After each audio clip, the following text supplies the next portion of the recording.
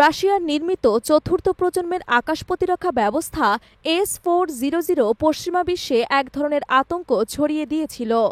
এবার আরও উন্নত এবং শক্তিশালী পঞ্চম প্রজন্মের surface two air missile system S-500 নিয়ে বিশ্বমঞ্চে হাজির হয়েছে রাশিয়া। রুশ প্রতিরক্ষা কর্মকর্তাদের দাবি, আকাশে উড়তে থাকা একটি ক্ষুদ্র ড্রোন কিংবা পতঙ্গ পর্যন্ত চোখ এড়াতে পারবে না এই অত্যাধুনিক সিস্টেমের রাডার।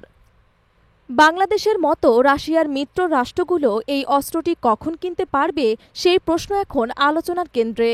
কিছুদিন আগেও রাশিয়ার সবচেয়ে শক্তিশালী প্রতিরক্ষা অস্ত্র হিসেবে পরিচিত ছিল S-400, যার 400 কিমি পর্যন্ত রেঞ্জ এবং স্টেলথ যুদ্ধবিমান শনাক্ত করার ক্ষমতা পশ্চিমা দেশগুলোকে উদ্বিগ্ন করে তুলেছিল।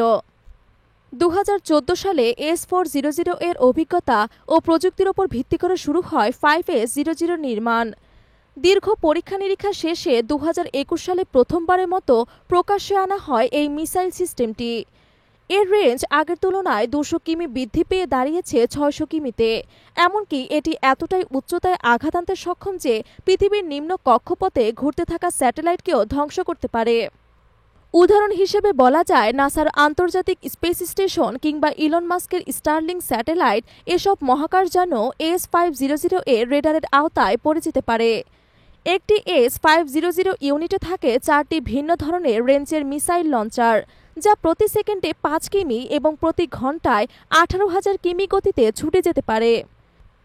এর ফলে হাইপারসোনিক যুদ্ধবিমান এবং ব্যালিস্টিক মিসাইলের বিপক্ষেও এটি কার্যকর বলে দাবি করেছে নির্মাতা সংস্থা আলমাস আন্তেই।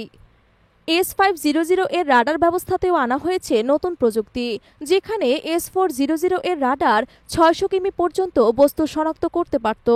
সেখানে নতুন S-500 সিস্টেমের রাডার 800 থেকে 1000 কিমি দূরত্ব পর্যন্ত লক্ষ্যবস্তু ধরতে পারে।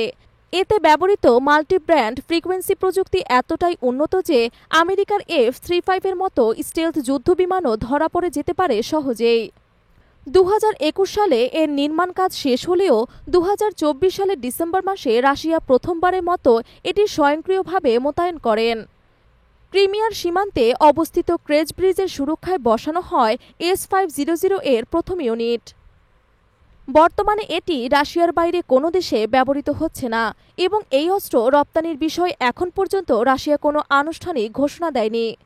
তবে ধারণা করা হচ্ছে S-400 এর মতোই ভবিষ্যতে S-500 এর রপ্তানি নীতিমালা তৈরি করবে রাশিয়া। বিভিন্ন সূত্র মতে একটি S-500 ইউনিটের দাম হতে পারে আনুমানিক $2.5 বিলিয়ন মার্কিন কাছাকাছি।